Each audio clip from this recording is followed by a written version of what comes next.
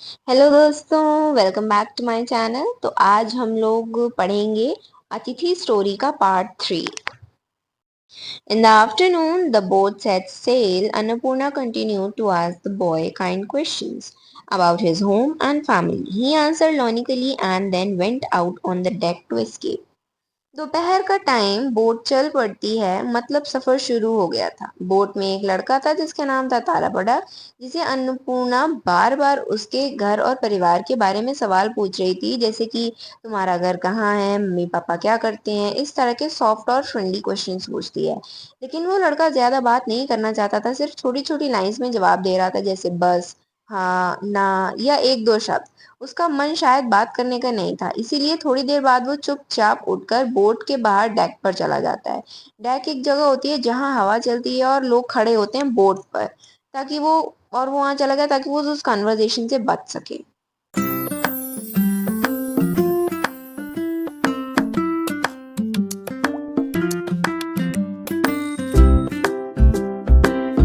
तारापड़ा took refuge on the roof of the boat in the shade of the sail।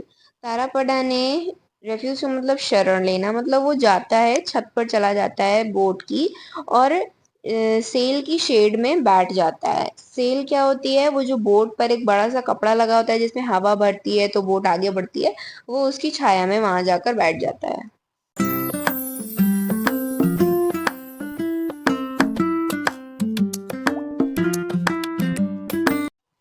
Sloping pastures, flooded jute fields, green rippling lake, autumn paddy narrow paths leading from the ghats and the village shaded by encircling foliage came one by one into the view।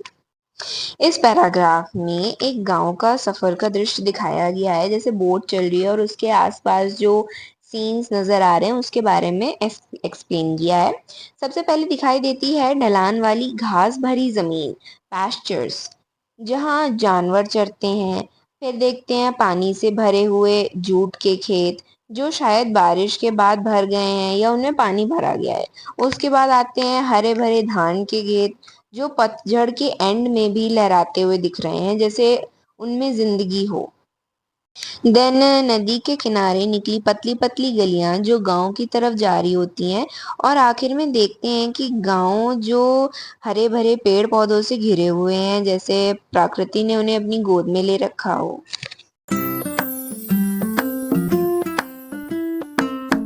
To this water, earth and sky, this movement of life and sound, these varied levels and vast vistas, to this huge, immovable, mute, unblinking natural world, the boy was intimately linked। इस paragraph में writer बता रहे हैं कि तारापड़ा का connection nature के साथ बहुत गहरा था। पानी, जमीन, आसमान, ये सब उसके लिए सिर्फ एलिमेंट्स नहीं थे, बल्कि उसकी जिंदगी का हिस्सा थे। ये जो movement of life and sound है, जिसे प्रकृति में हवाएं चलती हैं, पानी की लहर, पेड़ों की खामोशी में भी एक आवाज होती है, इन सबसे वो लड़का बहुत इमोशनली जुड़ा हुआ था। फिर राइटर कहते हैं कि ये दुनिया जो बड़ी है, हिले बिना खड़ी है, कुछ नहीं बोलती, आंखें भी नहीं झपकाती, उस दुनिया से भी तारापड़ा का एक साइलेंट बॉन्ड था। ये पैराग्राफ दिखाता है कि तारापड़ा सिर्फ लोगों से नहीं, प्रकृति से भी डीपली कनेक्टेड था। उसका मन नेचर के साथ एक रिदम में चलता था, जैसे वो उसका अपना घर हो।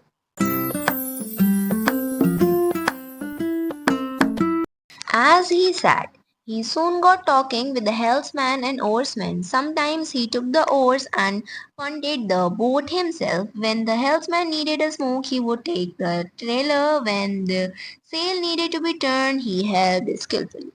इस पैराग्राफ में दिखाया गया है कि तारापड़ा सिर्फ एक चुपचाप ट्रेवलर नहीं था, बल्कि बोट के लोगों के साथ घुल मिल गया था। जैसे वो बैठा और उसने हेल्समैन जो बोट चला रहा था और ओर्समैन जो चप्पू चला रहा था, उनसे बात करनी शुरू कर दी। कभी कभी वो खुद चप्पू से ले लेता और बोट चलाने लगता था, जैसे ये उससे काम आता था और उसमें उसकी रुचि हो। जब हेल्समैन को बीच में सिगरेट पीनी होती थी, तब तारापड़ा उसकी जगह थ्रिलर संभालता था। थ्रिलर से बोट का डायरेक्शन कंट्रोल होता है, और जब सेल, नाव का जो कपड़ा होता है जिससे वो नहीं, वो नाव के ऊपर लगा होता है, वो उसे सेल कहते हैं, उसको मोड़ना पड़ता है, तो वो बड़ी सफाई से और स्किल के साथ ये भी कर लेता काम। इस पैराग्राफ में दिखाया गया है कि तारापड़ा एक्टिव, फ्रेंडली और अडेप्टेबल था। उसने बोट के सफर को सिर्फ जर्नी नहीं बनाया, बल्कि उसमें खुद इन्वॉल्व किया, खुद इन्वॉल्व हुआ और लोगों से कांटेक्ट किया और काम में भी हाथ बटाया। Just before dusk, Annapurna called Tarapada and asked, "What would you like to eat at night?" तारा जब शाम होने वाली थी तब अन्नपूर्णा ने तारापड़ा को बुलाया और उससे पूछा कि बेटा तुम रात में क्या खाना खाना चाहोगे? Whatever I get, said तारापड़ा. I don't eat every day. तारापड़ा ने बिल्कुल सीधा और साफ जवाब दिया, जो मिलता है वही खाता हूँ, हर दिन खाना नहीं मिलता। इस लाइन में कोई शिकायत नहीं है, लेकिन एक सच्ची और मतलब बहुत अच्छी बात कही उसने कि तारापड़ा का जीवन घर से दूर, असहज और बड़ी कठिनता से था, बट इतना उसको कोई कठिन नहीं था कि खाना नहीं मिलता हो, भूखा रहता हो। बट तब भी एक घर में रहकर जो बच्चा लाइफ जीता है और उसकी लाइफ काफी अलग थी। तो उसने कहा हर दिन उसके लिए नई स्ट्रगल होती थी, कभी खाना मिलता था, कभी नहीं मिलता था। ये लाइन छोटी है लेकिन बहुत गहरी बात कह जाती है। ये उसके कैरेक्टर की सेल्फ रिलायंस, अपने दम पर जीने की हिम्मत को और शान शक्ति को भी दिखाता है। She felt disturbed by this beautiful Brahmin boy's indifference to her hospitality. She longed to feed, clothe, and give succor to him, but she could not discover how to please him.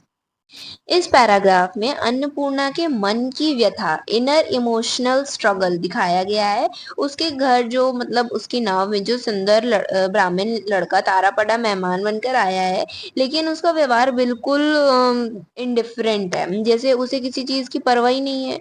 वो मिलना चाहती है कि वो मतलब चाहती है कि उस लड़के का पूरा ध्यान रखे, उसका खाना खिलाए, कपड़े दे, सुकून दे। सुकून का मतलब होता है कंफर्ट और हेल्प। लेकिन उसे समझ ही नहीं आता कि इस लड़की को खुश कैसे किया जाए। उसका मन चाहता है कि उसकी सेवा करे, लेकिन लड़का उसकी मेहनत और प्यार को महसूस ही नहीं कर रहा होता है। इस पैराग्राफ में मतलब अन्नपूर्णा के ममता भरे दिल और उसके अंदर का कंफ्यूजन को दिखाया गया है कि जब वो किसी को प्यार देना चाहती है लेकिन सामने वाला उसे दूर भाग रहा है।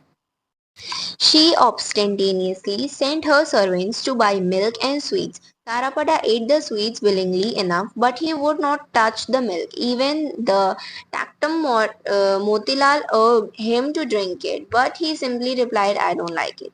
इस पैराग्राफ में दिखाया गया है कि घर का मेहमान तारापड़ा को इम्प्रेस करने की पूरी कोशिश की जा रही है। उसने जानबूझकर, ऑब्स्टेंटेनियसली का मतलब जानबूझकर, अपने किसने, अन्नपूर्णा ने जानबूझकर अपने नौकरों को भेजा ताकि वो दूध और मिठाई लेके आए, जिसे वो दिखाना चाहती हो कि उसके पास सब कुछ है और वो तारापड़ा का अच्छे से ध्यान रख सकती है। तारापड़ा ने मिठाई तो खुशी से खा ली लेकिन दूध को हाथ तक नहीं लगाया। उसका व्यवहार अब भी थोड़ा अलग और उदास था। जब वो घर का सबसे शांत और कम बोलने वाला व्यक्ति मोतीलाल भी उससे दूध पीने के लिए कहता है, तब तारापड़ा साफ इतना ही कह देता है कि मुझे पसंद नहीं है। तो मतलब ये लाइन दिखाती है कि तारापड़ा अपने जो फ्लैशलन और स्टबर्न है, और उसने किसी की बात मनाई या मानना, ना उसे कोई अपनी बात मना सकता है, मनवा सकता है, ना वो उस किसी की बात मान सकता है जब तक उसका खुद का मन नहीं होगा। और वो इम्प्रेस होना जरूरी नहीं समझता। उसका नेचर सिंपल, जिद्दी और इमोशनल डिटैच्ड लगता है। 3 days passed. Tarapada expertly joined in everything from the cooking and shopping to the sailing of the boat. Anything he saw interested him. Any work that he did absorbed it. इस paragraph में बताया गया है कि 3 दिन काफी शांत और एक्टिव तरीके से गुजर गए। तारापड़ा ने न सिर्फ मेहमान बन के रहा, बल्कि घर के हर काम में पूरी तरह से शामिल हो गया। चाहे वो कुकिंग हो, शॉपिंग हो, बोट चलाना हो, तारापड़ा हर एक्टिविटी में एक्सपर्टाइज और इंथुजियाज्म के साथ पार्टिसिपेट करता था। जो कुछ भी उसके आसपास होता, उसमें उसकी रुचि, इंटरेस्ट होती थी, और जब वो कोई काम करता तो उसमें इतना डूब जाता था जिसे उसका पूरा मन उसमें लग गया हो। ये पैराग्राफ दिखाता है कि तारापड़ा एक क्यूरियस, एक्टिव और अडेप्टेबल लड़का है, जो हर नए काम को सीखना चाहता है और उसे करने में मजा लेता है। वो सिर्फ देखने वाला नहीं है, करने वाला भी है, मतलब काम भी करता है। His sight, his hands, and his mind were ever active. Like nature herself, he was always sincere and detached, yet always busy. People usually dwell in a fixed place, but Tarapada was like a joyous wave on life's unending stream. Past or future meant nothing. Moving forward was the only thing that mattered. इस paragraph में तारापड़ा के nature और personality को बहुत ही खूबसूरती से describe किया गया है। उसकी आंखें, हाथ और दिमाग हमेशा एक्टिव रहते हैं और बहुत अच्छे कोऑर्डिनेशन से काम करते हैं। वो कभी भी आइडल या बोर नहीं होता, कभी आइडल नहीं रहता। वो प्रकृति नेचर की तरह था, शांत, सैन्य, अलग, डिटैच्ड, लेकिन हमेशा कुछ ना कुछ करता था, बिजी रहता था। जैसे प्रकृति बिना शोर के काम करती है, वैसे ही तारापड़ा भी अंदर से शांत लेकिन बाहर से हमेशा एक्टिव रहता था। ज्यादातर लोग एक ही जगह रहते हैं लेकिन एक ही रूटीन में जीते हैं, लेकिन तारापड़ा एक लहर की तरह था, खुश, आजाद और हमेशा आगे बढ़ने वाला। उसके लिए ना पास्ट इम्पोर्टेंट था ना फ्यूचर था, सिर्फ आगे बढ़ना ही उसकी जिंदगी का मकसद था। प्रेजेंट इम्पोर्टेंट था। ये पैराग्राफ दिखाता है कि तारापड़ा एक फ्री स्पिरिट था जो किसी बंधन में नहीं जीता था, बल्कि अपनी जिंदगी को एक सफर की तरह एंजॉय करता था। By mixing with various groups, he had learned all sorts of delightful accomplishments. Things were stamped on his mind with astonishing ease, unclouded as it was by any kind of worry. इस paragraph में बताया गया है कि तारापड़ा अलग अलग लोगों के साथ मिलकर मिक्सिंग विद वेरियस ग्रुप्स बहुत सारी इंटरेस्टिंग और यूजफुल स्किल्स सीख चुका था। उसने जिंदगी के अलग अलग एक्सपीरियंस से कमाल की चीजें सीख ली थी जो उसके लिए एक तरह से डिलाइटफुल अकम्पलिशमेंट्स थी, मजेदार और काम के लायक थी। उसका दिमाग इतना क्लियर और टेंशन फ्री था कि जो भी वो देखता या सुनता वो तुरंत उसके दिमाग में बैठ जाता, फील हो जाता। उसके मन पर कोई भी चिंता का बोझ नहीं था, इसीलिए वो हर चीज को बहुत आसानी से समझ लेता था और याद कर लेता था। ये पैराग्राफ दिखाता है कि तारापड़ा एक फास्ट लर्नर था। उसका माइंड फ्रेश, ओपन और स्ट्रेस फ्री था, इसीलिए उसने जिंदगी के हर पल कुछ ना कुछ नया सीखा। He knew Panchali, folk tales, Kirtan and long pieces from Yatras. Motilal Babu habitually read the Ramayana to his wife and daughter. इस पैराग्राफ में बताया गया है कि तारापड़ा बहुत सारी ट्रेडिशनल और कल्चरल कहानियां और परफॉर्मेंसेस के बारे में जानता था। उसने पांचाली, लोक कथाएं जो गाने के रूप में होती हैं, फोक टेल्स, लोक कथाएं, कीर्तन, भक्ति के गाने और यात्रा, लोक नाटक या रिलीजियस ड्रामा के लंबे डायलॉग्स या सीन्स याद थे उसको। ये सब चीजें दिखाती हैं कि तारापड़ा सिर्फ घूमता फिरता लड़का नहीं था, बल्कि उसने लोक संस्कृति और धार्मिक कला को भी एब्जॉर्ब किया था। उसका दिमाग ये सब चीजों से भरा हुआ था, जैसे कि एक चलता फिरता मतलब खजाना हो। साथ ही इस पैराग्राफ के दूसरे हिस्से में बताया गया है कि मोतीलाल बाबू अपनी वाइफ और डॉटर को रामायण पढ़कर सुना रहे हैं। ये उनके घर के धार्मिक और शांत इन्वायरमेंट को दिखाता है, जहाँ कहानियों और श्लोकों के जरिए संस्कार दिए जाते हैं। One evening, he had just got to the story of Kush and love when Tarapada, unable to restrain himself, came down from the roof of the boat and said, "Put the book away. I know a song about Kush and love. Listen." इस paragraph में एक emotional और lively moment दिखाया गया है।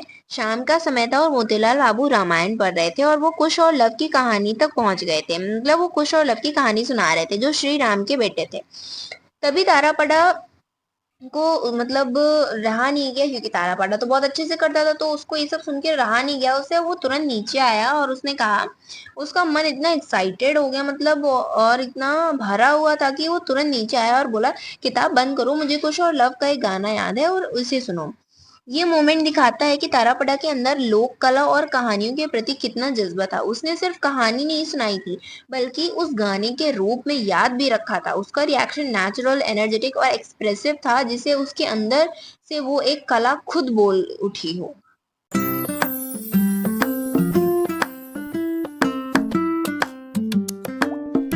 He began a Panchali. The voice, sweet as a flute, flowed on swiftly. The helmsman and oarsman came and peered through the door of the cabin. As dusk fell, a stream of laughter, pathos and music spread through the evening air. इस paragraph में तारापड़ा ने पांचाली, एक लोक गीत या कहानी को गाने के रूप में जो होती है उसे सुनाया, उसे गाना शुरू किया। उसकी आवाज मधुर थी, बांसुरी जैसी मीठी थी और उसका गाना इतना नेचुरल था कि शब्द तेजी से बहते चले गए, जैसे एक नदी की धारा। उसकी आवाज सुनकर हेल्प्समैन और ओर्समैन जो बोट चला रहे थे वो भी रुक गए और केबिन के दरवाजे से झांकने लगे, जैसे उनका मन खींचा चला आया हो। इस गाने ने उनका मन खींच लिया हो अपनी तरफ। जैसे जैसे शाम ढलती, डस्क फेल, उसकी आवाज साथ हंसी, दर्द, पैथोस और संगीत की एक लहर सी चल पड़ती, जो पूरे माहौल को जीवित और सुकून से भर देती थी। ये पैराग्राफ दिखाता है कि तारा बड़ा के अंदर कला का जादू था। उसकी आवाज में ऐसी ताकत थी कि लोग उसे बस सुनते रहते थे। उसका गाना सिर्फ एंटरटेनमेंट नहीं था, एक इमोशनल एक्सपीरियंस था।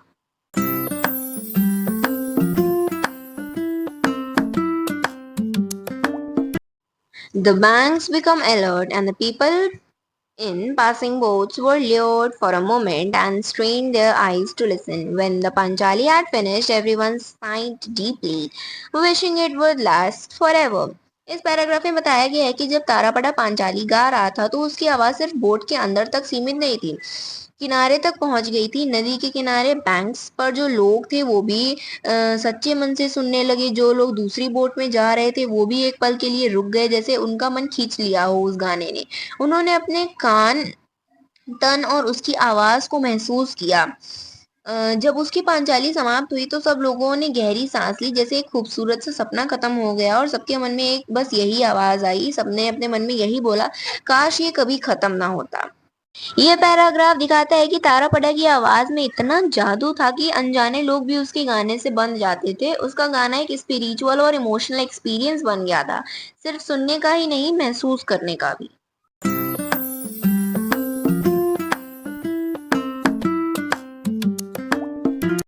The tearful Annapurna longed to take the boy and press him to her breast and bury her face in his hairs.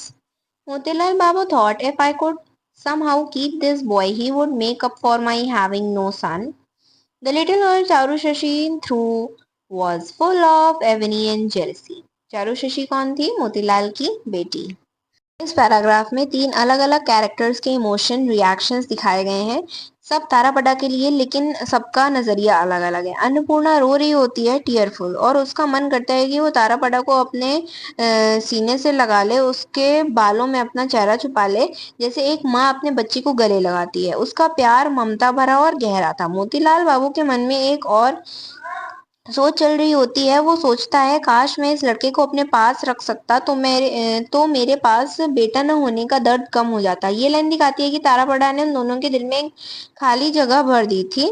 लेकिन चारू शशि छोटी लड़की, तारापड़ा के मतलब उसके प्रति जलन और ईर्ष्या भरी होती है उसके मन में। शायद उसे लगता है कि उस अब सबका प्यार तारापड़ा को मिल रहा है, उसकी जगह कोई और ले रहा है। ये पैराग्राफ दिखाता है कि एक ही व्यक्ति तारापड़ा लोगों के दिलों में अलग अलग इमोशंस की जगह रखता है, जैसे अन्नपूर्णा के मन में ममता की, और उसके मोतीलाल के मन में पैटर्निटी की, और चारू शशि के मन में जलन की। And if you want to know more about this story, stay updated with us and wait for the part 4.